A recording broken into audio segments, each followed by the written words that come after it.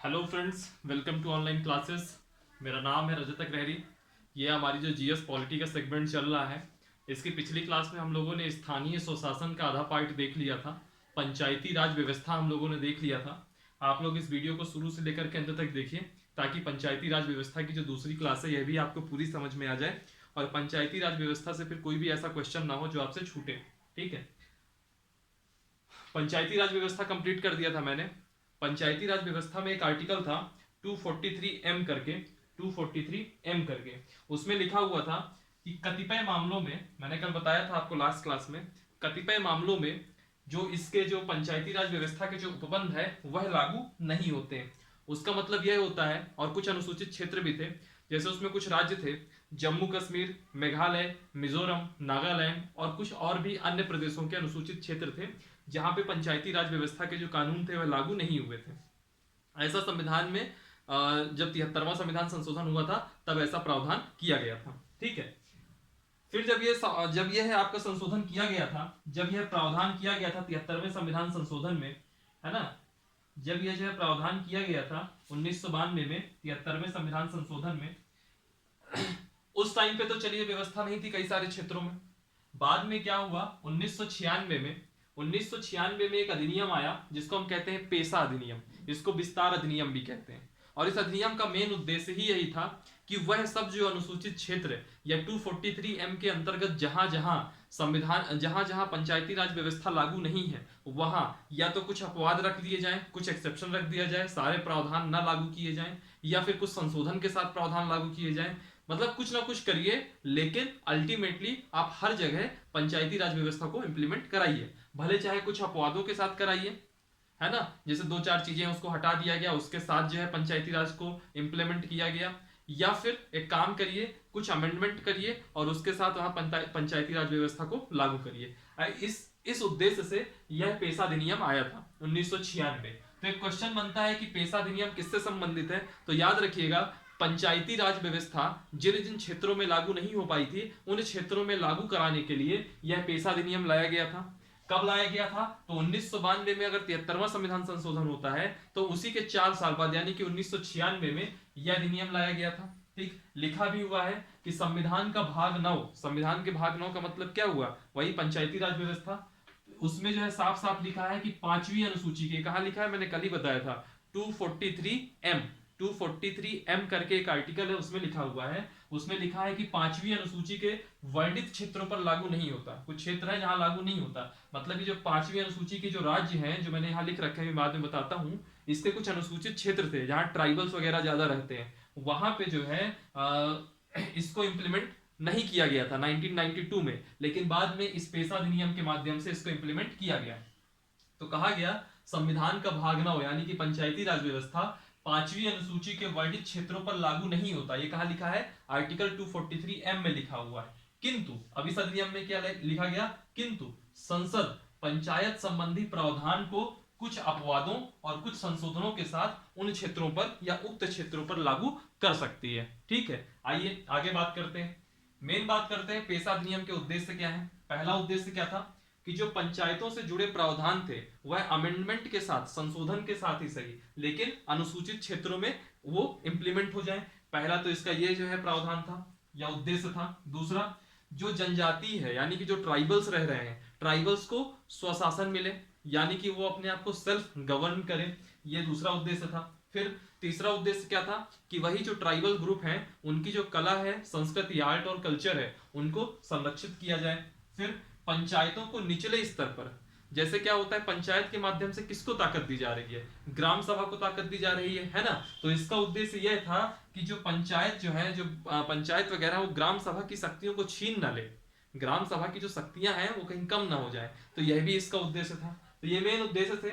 आपको इससे कुछ क्वेश्चन नहीं पूछेगा, आपसे सिर्फ यही क्वेश्चन पूछेगा कि पेशा अधिनियम 1996, पेशा अधिनियम आया कब था, तो आप कहोगे 1996 में आया था। इसी का दूसरा नाम विस्तार अधिनियम भी है। ठीक है, आपसे ये भी पूछ सकता है किस संविधान के किस भाग से संबंधित है, तो आप कहोगे भाग 9 से संबंधित है, क्योंकि संविधान के भाग 9 को ही इंप्लीमेंट कराने के लिए लाया गया था। और ये कहां के लिए इंप्लीमेंट कराएगा, 5वीं अनुसूची 5th शेड्यूल के राज्यों के अनुसूचित क्षेत्रों के लिए। ये 2-3 क्वेश्चन बनेंगे। फिर एक क्वेश्चन यह बन सकता है कि पांचवी अनुसूची में टोटल कितने स्टेट हैं, तो याद रखिएगा पांचवी अनुसूची में टोटल 10 राज्य हैं। 10 राज्यों के नाम कैसे याद रखोगे? पहला है आंध्र प्रदेश, तो आंध्र प्रदेश के साथ तेलंगाना फ्री मान लो, आंध्र प्रदेश का ही पार्ट है, तो आंध्र प्रदेश और तेलंगाना 2 राज्य हो गए। फिर इसके बाद एमपी छत्तीसगढ़, यहाँ ट्राइबल बहुत है, जनजातीय समूह बहुत है, तो एमपी के साथ छत्तीसगढ़ फ्री मान लो। तो आंध्र प्रदेश, तेलंगाना, एमपी, छत्तीसगढ़, ये 4 राज्य याद हो जाएंगे। गुजरात और राजस्थान आजू बाजू के राज्य हैं, ठीक है, तो ये भी याद हो जाएंगे। और इन्हीं के ठीक बगल में महाराष्ट्र है, तो ये 3 राज्य ऐसे आपको याद हो जाएंगे। गुजरात, गुजरात के बाद आपका राजस्थान, और राजस्थान के बाद आपका महाराष्ट्र, तो 4 3 7 राज्य याद हो गए। 3 राज्य बचेंगे, वो 3 राज्य कौन कौन से हैं? एक है आपका हिमाचल प्रदेश, एक है आपका हिमाचल प्रदेश, एक है आपका उड़ीसा, और एक है आपका झारखंड। झारखंड भी ट्राइबल्स के लिए फेमस है। तो ऐसे करके 10 राज्य हैं। यह 10 राज्यों के नाम जरूर ना पता हो कोई दिक्कत नहीं है, लेकिन इतना पता होना चाहिए कि पांचवी अनुसूची में 10 राज्यों की चर्चा है। तो यह था आपका पेशा अधिनियम, जो कि कल के पंचायती राज में थोड़ा बचा हुआ टॉपिक था। इसमें लिखना ज्यादा पड़ता, इसके लिए मैंने पहले ही इसको लिख दिया था क्लास शुरू होने के पहले ही। इसका आप स्क्रीनशॉट ले लीजिएगा। इसका जो सबसे इंपॉर्टेंट क्वेश्चन बनता है, एक ये बनता है कि यह कब आया था, एक यह बनता है किससे संबंधित है, और एक ये बनता है किन राज्यों के लिए, तो पांचवी अनुसूची से जो संबंधित राज्य है उसके लिए। और पांचवी अनुसूची में कितने राज्य हैं, तो ये 10 राज्य हैं। बाकी अगर आपको ये पूरा याद रहे तो बहुत अच्छी बात है। एग्जाम 11 ही अप्रैल को है, अगर आपने ये चीज कभी नहीं पढ़ी तो आप मेन चीजें याद रख लीजिए, एग्जाम के पॉइंट ऑफ व्यू से बहुत महत्वपूर्ण। ठीक, तो यहां से आपका ग्राम पंचायत खत्म होता है। अब ग्राम पंचायत के बाद आता है आपका नगर निकाय, नगर पंचायत। और नगर पंचायत का मतलब आप क्या पढ़ोगे? 74वां संविधान संशोधन पढ़ोगे। क्या पढ़ोगे आप? 74वां संविधान संशोधन। 73वां संविधान संशोधन आप लोग देख चुके हैं कल की क्लास में। आज हम बात करेंगे 74वें संविधान संशोधन की, जिसको हम लोग क्या कहेंगे? नगरीय स्थानीय स्वशासन। पहले इसकी कुछ बेसिक्स जानकारी लीजिए, फिर मैं सारे आर्टिकल्स को बताऊंगा। पंचायती राज में चूंकि हमने सारे आर्टिकल कर लिए थे एक एक, तो क्या होता है कि सब चीजें लगभग लगभग एक जैसी हैं। जैसे वित्त आयोग की इसमें भी चर्चा होगी, राज्य वित्त आयोग की, राज्य वित्त आयोग की उसमें भी चर्चा हुई। राज्य निर्वाचन आयोग की मैं चर्चा यहाँ भी करूंगा, वो चर्चा वहां भी हो चुकी है। तब राज्य वित्त आयोग के कार्य में 2 बार नहीं कराऊंगा कि यहाँ पे भी कार्य बताऊं, वहां पे भी कार्य बताऊं। यहाँ सिर्फ आर्टिकल का नाम दे दूंगा और ये बोल दूंगा कि राज्य वित्त आयोग यहाँ पे व्यवस्था कर रखे हैं। जैसे अब आपको मैंने कल बताया कि वहां 29 विषय हैं, तब आपको यहाँ पे सिर्फ इतना ही मुझे बताना है कि यहाँ पे 18 विषय हैं। अब आपको ये नहीं बताना है मुझको कि 18 विषय किस तरह से हैं, क्योंकि जैसे पंचायत के विषय में पंचायत 29 विषयों पर अपने कानून बना सकती है या निर्णय ले सकती है, वैसे ही यहाँ पे 18 विषय नगरीय प्रशासन को सौंप दिए गए हैं, नगरीय स्वशासन के स्तर पे, यानी कि जो नगर निकाय वगैरह होती है कि अब ये सब आप बनाइए। तो इनको 18 विषय सौंपे गए, उनको 29 विषय सौंपे गए। विषय कितने सौंपे गए हैं ये तो बताऊंगा, लेकिन यह नहीं बताऊंगा कि इन विषयों को सौंपने का मतलब क्या है, क्योंकि ये सब मैंने पिछली क्लास में आप लोग को बता रखा है। सबसे पहले जो इसका बेसिक है वो देखिए, नगरीय स्थानीय स्वशासन किससे संबंधित है, तो ये आपके 74वें संविधान संशोधन से संबंधित है। वो 73वां संविधान संशोधन था, तो यह 74वां संविधान संशोधन है, और ईयर दोनों का इक्वल है 1992। तो एक चीज ये याद रखिएगा, 74वां संविधान संशोधन कई बार डायरेक्टली क्वेश्चन पूछ लेता, जब बिल्कुल सिंपल पूछना होता है कि भैया नगरीय स्थानीय स्वशासन किस संविधान संशोधन के द्वारा जोड़ा गया, तो जब नगर की बात करें तो 74वां, और जब ग्राम की बात करें तो 73वां। ईयर दोनों का सेम रहेगा 1992। फिर इसके बाद देखिएगा उसमें संविधान का भाग 9 जोड़ा गया था, यहां पे संविधान का भाग 9A जोड़ा जाएगा, संविधान का भाग 9A जोड़ा गया। ग्राम पंचायत के लिए 11वीं अनुसूची जोड़ी गई थी, तो यहां पे संविधान में 12वीं अनुसूची जोड़ी जाएगी, 12th शेड्यूल, 12वीं अनुसूची जोड़ी गई। वहां पे टोटल 29 विषय थे, यहां पे 18 विषय सौंपे गए, 18 विषय, ठीक है। और जो ये सामने आपके सामने 4 चीजें लिख दी गई, 74वां अमेंडमेंट, कॉन्स्टिट्यूशनल अमेंडमेंट 1992, भाग 9A, 12वीं अनुसूची और 18 विषय, यही सबसे इंपॉर्टेंट है। इसी से क्वेश्चन सबसे ज्यादा बन जाते हैं, मैक्सिमम टाइम क्वेश्चन यहीं से बन जाते हैं। लेकिन जब कभी क्वेश्चन ज्यादा डीप में आता है तो आर्टिकल्स में से आ जाता है, वह भी अभी हम थोड़ी देर में करेंगे, ठीक है। और एक चीज याद रखिएगा, हम लोगों ने आर्टिकल कहां तक पढ़ा था? हम लोगों ने आर्टिकल पढ़ा था पिछली क्लास में 243 से चालू होता था, 243 O तक जाता था, ठीक है। तो O के आगे क्या आता है? P, MNOP। तो 2 इसका जो आर्टिकल चालू होगा, ये आर्टिकल चालू होगा 243 243P से लेकर के आर्टिकल 243 जेड जी। अब आपके मन में आ रहा होगा ये जेड जी क्या हो गया, तो सुनिएगा ये पी है, तो पी के बाद क्या आएगा 243 क्यू, फिर 243 आर, तो ऐसे कर कर आके P Q R S T U V W X Y तक आएगा। वाई के बाद क्या चालू हो जाएगा, Z A Z B Z C Z D, वैसे कर कर आके जेड जी तक इसमें आर्टिकल जोड़े गए थे। ये है आपका इसका बिल्कुल बेसिक जानकारी, जिससे आपके क्वेश्चन वन लाइनर पूछ सकता है। फिर एक चीज ये भी याद रखिएगा, हमारे देश का जो पहला नगर निगम था, जो पहला नगर निगम था वह 1687 में बना था, मद्रास। हमारे देश का जो पहला नगर निगम था, कई बार फैक्चुअल पूछ लेता है, तो पहला नगर निगम क्या था, मद्रास था। और यह कब बनाया गया था, तो यह 1687 में बनाया गया था। ठीक, अब इसके बाद मैं सारे आर्टिकल्स में आता हूं, और सारे आर्टिकल कभी इंपॉर्टेंट नहीं होते, कुछ ही आर्टिकल इंपॉर्टेंट होंगे। सब याद हो जाए तो बहुत अच्छी बात है, क्योंकि मुझे लेक्चर लेना है तो मैं पूरे आर्टिकल बताऊंगा, लेकिन मैं सब जो इंपॉर्टेंट है उसको हाईलाइट करा दूंगा, वो जरूर आप याद रखिएगा। जैसे पहला आर्टिकल है, अब यहां से हम सीधे आर्टिकल में चलते हैं। पहला आर्टिकल है आर्टिकल 243 पी।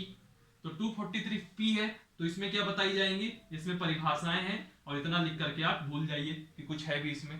243 पी में क्या है, सिर्फ परिभाषाएं हैं।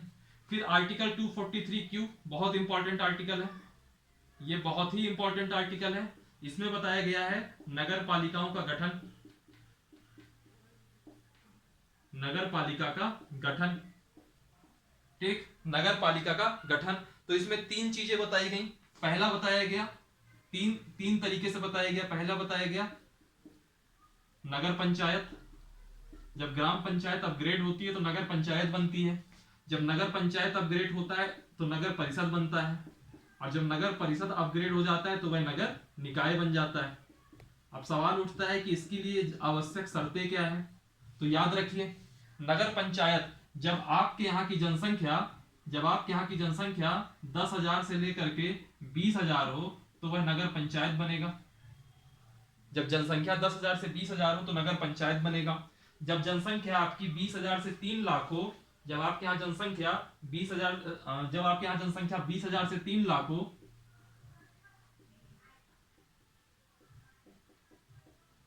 तो ये कहलाएगा आपका नगर परिषद। फिर इसके बाद जब आपके यहाँ जनसंख्या 3 लाख से ज्यादा हो, 3 लाख से ज्यादा हो, तो वो कहलाएगा आपका नगर निकाय।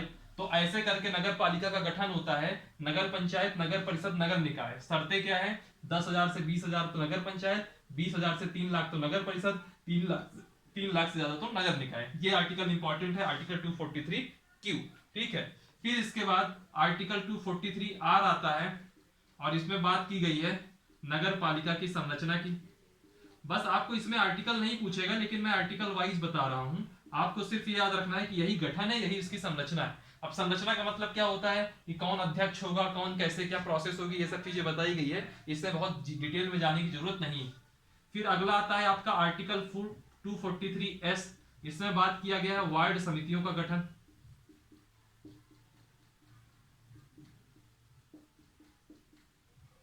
ठीक, वार्ड समितियों का गठन। फिर आता है आर्टिकल 243T। एस के बाद क्या आता है, टी आता है। 243T में क्या बात करते हैं, सीटों का आरक्षण। जब पंचायती राज व्यवस्था पढ़ाई थी मैंने, तभी बताया था कि जो आरक्षण वगैरह है सब कौन तय करता है, तो ये सब कौन तय करता है, राज्य विधानमंडल।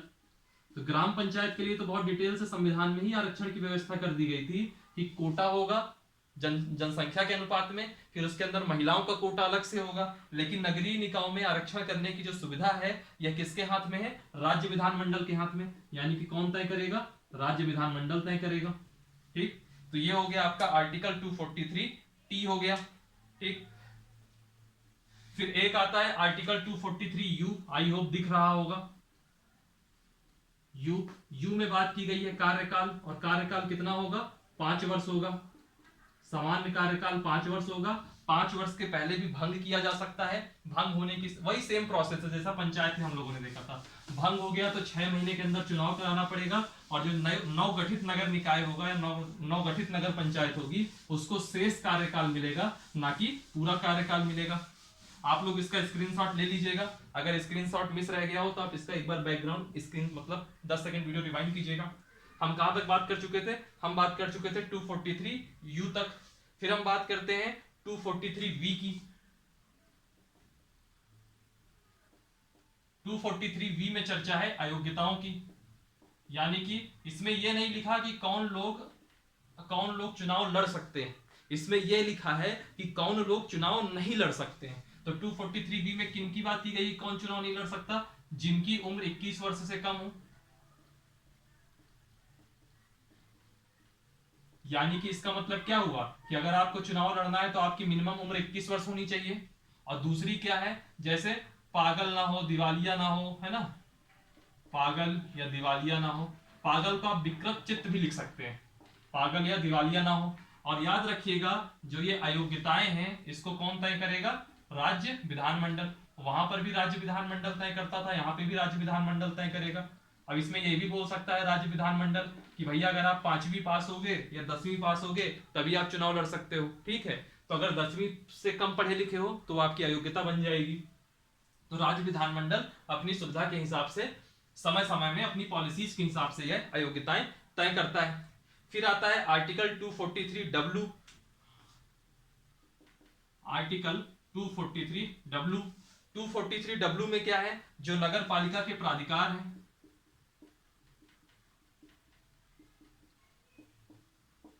नगर पालिका के प्राधिकार एवं शक्तियों की बात की गई है। और शक्तियां का मतलब क्या है कि वो जो 18 विषय जो 12वीं अनुसूची में दे रखे हैं उन 18 विषयों पर नियम बनाने की शक्ति किसके पास रहेगी? नगर पंचायत या नगर पालिका के पास रहेगी। तो वैसी स्थिति में नगर पालिका को ये प्राधिकार और ये शक्तियां दी गई कि इन 18 विषयों पर आप डिसीजन लीजिए, ठीक है। ये है आर्टिकल 243W में दिए हैं। फिर आता है आपका आर्टिकल 243UPWX। आर्टिकल 243X आएगा। एक्स में क्या है? नगर पालिका के द्वारा करारोपण की शक्ति। जैसे मैंने कल समझाया था आपको कि पंचायत में ग्राम पंचायत कैसे टैक्स लेती है, टैक्स लेने की उसके पास एक पावर दी गई है, वैसे ही ये भी ले सकते हैं। जैसे आप हाउस टैक्स वगैरह सब देखते होंगे, ये सब नगर पंचायत द्वारा, सॉरी जो नगर निगम है आपका वही लगाता है। फिर आता है आपका आर्टिकल 243Y। फिर क्या आता है आपका आर्टिकल 243Y। और आर्टिकल 243Y में चर्चा किसकी है? राज्य वित्त आयोग की। याद करिए आर्टिकल 243I, आई ये वाला आई, ठीक है, ये वाला आई। ये कब पढ़ा था हमने? लास्ट क्लास में पढ़ा था जब हम लोगों ने बात करी थी पंचायती राज व्यवस्था की। तो वहां पे मैंने राज्य वित्त आयोग के कार्य पूरे बता दिए थे, तो मैं यहाँ पे चर्चा नहीं करूंगा। तो यहाँ पे सिर्फ इतना लिख देता हूँ कि राज्य वित्त आयोग की चर्चा है आर्टिकल 243Y में, ठीक। फिर इसके बाद क्या आता है? वाई के बाद आता है जेड। तो मैंने क्या बोला था? 243Y तक जाएगा, फिर ZA ZB करके चालू हो जाएंगे। तो अगला आर्टिकल है आर्टिकल 243ZA। ZA में क्या बात की गई है? नगर पालिकाओं के निर्वाचन की बात की गई है कि कैसे इनका चुनाव होगा, क्या प्रोसेस होगी, ये सब दिया हुआ है। नगर पालिकाओं का निर्वाचन दिया हुआ है, ठीक। फिर आता है आपका आर्टिकल 243ZB। आर्टिकल 243ZB, इसमें यह लिखा है कि जो ये नगर पंचायत नगर पालिकाओं वाला सिस्टम है यह संघ राज्य क्षेत्रों में भी होगा, संघ शासित क्षेत्रों में भी होगा, यानी कि यूनियन टेरिटरीज में भी होगा, संघ शासित क्षेत्रों में भी लागू होगा। ये सब कोई बहुत इंपॉर्टेंट आर्टिकल नहीं है, ठीक है, लेकिन क्या है चूंकि क्लास चल रही तो मुझे बताना पड़ेगा। अब जैसे आर्टिकल 243ZC है, ZC ठीक वैसे ही है जैसे अभी हमने पेशा अधिनियम पढ़ा था आर्टिकल 243M के लिए। ZC कहता है कि कतिपय क्षेत्रों में लागू नहीं होगा, ठीक है। अब मैं उसको नहीं लिखता हूं, इतना कोई इंपॉर्टेंट नहीं है। फिर आता है ZD और ZE, यह दोनों बहुत इंपॉर्टेंट है, इनको बहुत अच्छे से याद रखिएगा। आर्टिकल 243ZD और आर्टिकल 243ZE, ये दोनों बहुत इंपॉर्टेंट है, इनको जरूर याद रखिएगा। 243Z में क्या है? जिला नियोजन समिति की बात की गई है। मैं ही बताता हूं क्यों ये इंपॉर्टेंट है। जिला नियोजन समिति की बात की गई है आर्टिकल 243ZD में। 243E में बात की गई है महानगरीय नियोजन समिति की।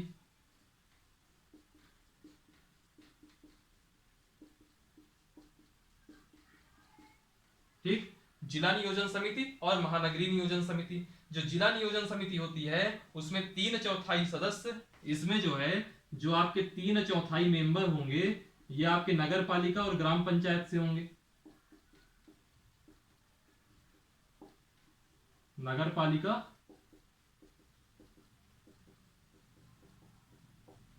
यानी कि जो एक जिला नियोजन समिति होगी उसका कार्य मैं अभी आता हूँ। जिला नियोजन समिति बनेगी जिसका प्रावधान आर्टिकल 243 जेड में है। उसके 3/4 मेंबर यानी कि 75% मेंबर आपके नगर पालिका और ग्राम पंचायत से लिए जाएंगे, यानी कि जो चुने गए व्यक्ति होंगे। और जो ये महानगरीय नियोजन समिति होगी इसमें इसका काम क्या रहेगा कि यह योजनाएं बनाएगी, और योजना बनाकर इसका काम क्या है पहले ये देखिए, यह जो अलग अलग टाइप की योजना है योजना बनाकर सरकार के पास पहुंचाएगी, फिर सरकार उसमें बजट तय करेगी या इंप्लीमेंट तय करेगी। यानी कि हमारे शहर को क्या नीड है, जैसे मान लीजिए इंदौर है तो इंदौर की एक महानगरीय नियोजन समिति होगी और उसमें मेंबर कौन होंगे, उसमें निर्वाचित सदस्य भी होंगे और उसमें मनोनीत सदस्य भी होंगे, ठीक है। और ये लोग समय समय पे इंदौर शहर की आवश्यकताओं के अनुरूप एक योजना बनाएंगे और उस योजना को मध्य प्रदेश सरकार के पास भेजेंगे ताकि उस हिसाब से यहाँ का बजट बने, और बजट के अलावा यहाँ पे उन योजनाओं को जो मध्य प्रदेश की सरकारी योजनाएं हैं उनके साथ अटैच करके इंप्लीमेंट कराया जा सके। और यह दोनों क्यों इंपॉर्टेंट है वह समझिएगा, क्योंकि यहां से यह दोनों आर्टिकल यह बताता है कि एक प्रकार से यह वित्तीय शक्तियों का हस्तांतरण है। तो कभी भी अगर क्वेश्चन यह पूछ ले कि वित्तीय शक्तियों का हस्तांतरण नगर पंचायत में या नगर निगम में किस अनुच्छेद से दिखता है, तो आर्टिकल 243 जेड डी और आर्टिकल 243 जेड ई में दिखता है। इसमें जिला नियोजन समिति है तो जेड ई में महानगरीय नियोजन समिति है, ठीक है। ये हो गया आपका 243 जेड ई। फिर 243 एफ कहता है कि नगर पालिकाओं का जो पहले के कुछ कानून थे, विद्यमान कानून थे आजादी के पहले के, वो वैसे ही मतलब 1992 के पहले के जो भी कानून रहे होंगे वो सब वैसे ही जारी रहेंगे। और लास्ट में जो आर्टिकल 243 जेड जी है वो ये कहता है कि चुनाव वगैरह में जो न्यायालय है उसका हस्तक्षेप नहीं रहेगा, ठीक है। तो इसको मैं अब लिखवाता नहीं हूं, इतना ही सफिशियंट है, इसको आप लोग स्क्रीनशॉट ले लीजिएगा। फिर इसमें क्या हुआ कि समय के साथ एक संविधान संशोधन होता है, उस संविधान संशोधन का नाम है 97वां संविधान संशोधन। इसको हम लोग जब प्रियम्बल वगैरह जब हम लोगों ने फंडामेंटल राइट्स पढ़ा था तो वहां पे भी ये चर्चा में आया था। 97वां संविधान संशोधन 2011 कहाँ ये चर्चा में आया था, तो ये चर्चाओं में आया था जब सहकारी समिति की बात हुई थी। तो 97वां संविधान संशोधन 2011 से कुछ इसमें आर्टिकल जोड़े गए। इसमें आर्टिकल जोड़ा गया आर्टिकल 243 जेड। देखिए जी तक है, ABCDEF जी तक है, जी के आगे क्या आएगा, जेड एच आएगा। तो आर्टिकल 243 जेड एच से लेकर के आर्टिकल 243 जेड टी तक जोड़ा गया, यानी कितने आर्टिकल बाद में और जोड़े गए, ठीक है। और आप परेशान मत होइएगा, मैं यहाँ एक एक आर्टिकल नहीं लिखाऊंगा, सिर्फ इतना समझ लीजिए कि इसमें है क्या। तो इनमें जो है सहकारी समितियों का प्रावधान है, कोऑपरेटिव कमिटीज, सहकारी समितियों का प्रावधान है। इतना याद रखिएगा कि है क्या इसमें, बाकी आपको एक एक आर्टिकल मैं नहीं कराऊंगा। सहकारी समितियों का प्रावधान है और ये कब जोड़ा गया, 97वां संविधान संशोधन 2011। याद करिए आर्टिकल 19 क्लॉज 1 क्लॉज सी, उसमें मैंने बताया था संगठन बनाने और सहकारी संस्था स्थापित करने की स्वतंत्रता। जब हमने अभिव्यक्ति की स्वतंत्रता की बात की थी तो वहां सहकारी संस्था मैंने बताया था कि कहाँ कब जोड़ा गया, मूल संविधान में नहीं था, तो यही 97वां संविधान संशोधन 2011 में जोड़ा गया था। उसी की चर्चा यही है कि सहकारी समितियों का प्रावधान, या मैंने तभी बताया था आपको कि जब मैं आपको नगर पंचायत वगैरह पढ़ाऊंगा, नगर निगम पढ़ाऊंगा, तब मैं इसकी चर्चा एक बार दोबारा करूंगा। तो सहकारी समितियों का प्रावधान है आर्टिकल 243 जेड एस से 243 जेड की जोड़ा गया, 97वें संविधान संशोधन 2011 से जोड़ा गया, ठीक है। और इससे रिलेटेड जो विधि बनाने की शक्ति होगी, कानून बनाने की शक्ति होगी, और किसके पास होगी, तो मैंने आपको पहले ही बताया है कानून बनाने की सारी शक्ति इसमें किसके पास होती है, राज्य विधानमंडल के पास। और एक चीज याद रखिएगा, जो इसके लिए चुनाव होते हैं नगर पंचायत, नगर निगम, ये सब के, तो ये सब कौन कराता है, तो ये सब राज्य निर्वाचन आयोग कराता है, ठीक, राज्य निर्वाचन आयोग कराता है। ये जब मैंने राज्य निर्वाचन आयोग पढ़ाया तो तभी मैंने बताया था कि कंफ्यूज होने वाली कहीं जरूरत नहीं है। ग्राम पंचायत और नगर पंचायत, या ग्राम पंचायत ग्रामीण स्थानीय स्वशासन और नगरीय स्थानीय स्वशासन, फिर चाहे वो नगर पंचायत हो, नगर परिषद हो, नगर निकाय हो, चाहे वो ग्राम पंचायत हो, ब्लॉक प्रमुख हो, जिला स्तर पर हो, यह सब जो चुनाव होते हैं ये कौन कराता है, यह सब कराता है आपके राज्य निर्वाचन आयोग। और इसके अलावा जितने चुनाव हैं, राष्ट्रपति, उपराष्ट्रपति, संसद, राज्य विधानमंडल, यह सब चुनाव कौन कराएगा, केंद्रीय यानी कि भारत का निर्वाचन आयोग। और हमेशा कंफ्यूजन होता है राज्य विधानमंडल में, क्योंकि लोगों को लगता है कि विधानमंडल के आगे राज्य लिखा हुआ है तो इसका चुनाव राज्य निर्वाचन आयोग कराएगा। तो इस गलतफहमी में मत रहिएगा। राज्य विधानमंडल का चुनाव कौन करवाता है? भारत का निर्वाचन आयोग। ठीक है, विधि बनाने की शक्ति किसके पास है? राज्य विधानमंडल के पास है। ठीक है, और जो ये सहकारी समितियां होती हैं, इसमें कहा गया है कि जो पदों की संख्या होगी वह टोटल कितनी होगी? पदों की संख्या टोटल होगी 21, और 21 में डिटेल में यह कहा गया है कि जो एक एक पद है वह अनुसूचित जाति और अनुसूचित जनजाति एससी और एसटी के लिए आरक्षित होगी। ठीक, और जो 2 पद हैं वह महिलाओं के लिए आरक्षित होंगे। जो 2 पद हैं वह महिलाओं के लिए आरक्षित होंगे। और यहां से आपका स्थानीय स्वशासन का टॉपिक खत्म होता है। यहां से आपका स्थानीय स्वशासन का टॉपिक खत्म होता है। सिर्फ आज की 26-27 मिनट की क्लास थी और आज का आपका ये वीडियो यहीं कंप्लीट होता है। तो मैं इसमें आगे कंटिन्यू नहीं करूंगा, हालांकि मेरी इच्छा है कि एक आध टॉपिक और करा दूं, तो मैं नहीं कराना चाहता। ये 2 क्लास सफिशियंट है आपके लिए। ठीक है, पेशा का अधिनियम अगर मैंने बोर्ड में पहले से लिख के नहीं लिखा होता और एक एक लिखवाता तो ऑटोमेटिक की क्लास भी 45 मिनट की पहुंच जाती। चलिए फिर आज के लिए इतना ही रखते हैं। आपका ये स्थानीय स्वशासन कंप्लीट हो गया है, ग्रामीण स्थानीय स्वशासन भी कंप्लीट हो गया है, नगरीय स्थानीय स्वशासन भी कंप्लीट हो गया है, और कहीं से कोई भी क्वेश्चन इससे बाहर नहीं आएगा। आप लोग जितना भी टफ से टफ क्वेश्चन प्रीवियस ईयर के देखेंगे तो सब आपके इसी आर्टिकल्स में कंप्लीट हो जाएंगे, आप आराम से कर ले जाओगे। ठीक, आई होप 11 अप्रैल को जब भी आप पेपर दोगे एमपीपीएससी का तो कहीं कोई तकलीफ नहीं होगी आपको। और ये स्थानीय स्वशासन आप जब देखिएगा, सिलेबस देखिएगा, एक सेकंड रुकिए, मेरे पास सिलेबस यहीं रखा हुआ है, वो मैं भी आपको बताता हूँ। हाँ, सिलेबस देखेंगे तो उसमें जहां राज्य की संवैधानिक व्यवस्था पांचवी की ए नंबर यूनिट है, उसमें साफ साफ लिखा है मध्य प्रदेश की संवैधानिक व्यवस्था, फिर मध्य प्रदेश में त्रिस्तरीय पंचायती राज और नगरीय प्रशासन व्यवस्था। यानी कि इसको साफ साफ उसने हेडिंग ही दे रखी है, यानी कि ये आपका पूछेगा ही पूछेगा। ठीक है, तो ये सब आपको पता होना चाहिए। ठीक, और फिर जो 6वीं यूनिट है उसमें अगर आप लोग देखेंगे, 6वीं यूनिट में जो आप देखेंगे तो आपका जो है सिर्फ न्यायिक व्यवस्था बची है, संविधान संशोधन बचा है, संविधान सभा बची है, और भारत शासन अधिनियम 1919 और 1935 बची है। तो इसके बाद हम लोग कल की क्लास में सिटीजनशिप पढ़ेंगे, नागरिकता के साथ साथ उसमें थोड़ा सा प्रेशर ग्रुप्स वगैरह करके छोटे छोटे टॉपिक हैं। प्रेशर ग्रुप्स हो गया, एक सेक्रेटरीट यानी कि सचिवालय का टॉपिक हो गया, ये दोनों टॉपिक साथ में कंप्लीट कर दूंगा। फिर उसके बाद हम लोग न्याय व्यवस्था पढ़ेंगे, जिसमें हम लोग सुप्रीम कोर्ट, हाई कोर्ट, अधीनस्थ न्यायालय तीनों को देखेंगे। उसके बाद हम लोग राजभाषा पढ़ेंगे। राजभाषा के बाद जितने भी ये आयोग हैं, आयोग पैरेलल चल रहे हैं, शाम को 6 बजे आपके पास वीडियो आता होगा। डेली जो है आयोग पढ़ाए जा रहे हैं। पहले उसमें कॉन्स्टिट्यूशनल आयोग पढ़ाए जाएंगे जो संवैधानिक है, उसके बाद वो सांविधिक पढ़ाए जाएंगे। ठीक है, तो आयोग वहां चलते रहेंगे, तो आयोग यहाँ नहीं पढ़ाऊंगा मैं। और फिर वैसे ही जैसे राजभाषा कंप्लीट होगी उसके बाद मैं प्रमुख संविधान संशोधन आपको बताऊंगा, अनुसूचियां बताऊंगा, और उसके बाद हम लोग बिल्कुल शुरुआत में जो मैंने प्रस्तावना के पहले कहा था कि जो स्टार्टिंग का टॉपिक है वो मैं सबसे लास्ट में करूंगा, यानी कि कैसे संवैधानिक विकास क्रम हुआ। तो पूरा संवैधानिक विकास क्रम नहीं कवर करेंगे, सिर्फ और सिर्फ 1919 का अधिनियम और 1935 का भारत शासन अधिनियम, यह 2 कवर करूंगा क्योंकि वही आपके सिलेबस में है। मतलब साफ साफ लिखा है। बाकी सब जो है वो हिस्ट्री के साथ करूंगा, मॉडर्न हिस्ट्री के साथ कंप्लीट कराऊंगा। ठीक, और फिर उसके बाद जो है उसके बाद फिर एक चीज और बचेगी जो है संविधान, मतलब संविधान का निर्माण कैसे हुआ, वो एक टॉपिक बचेगा, और उसके साथ आपकी पॉलिटी का द एंड हो जाएगा।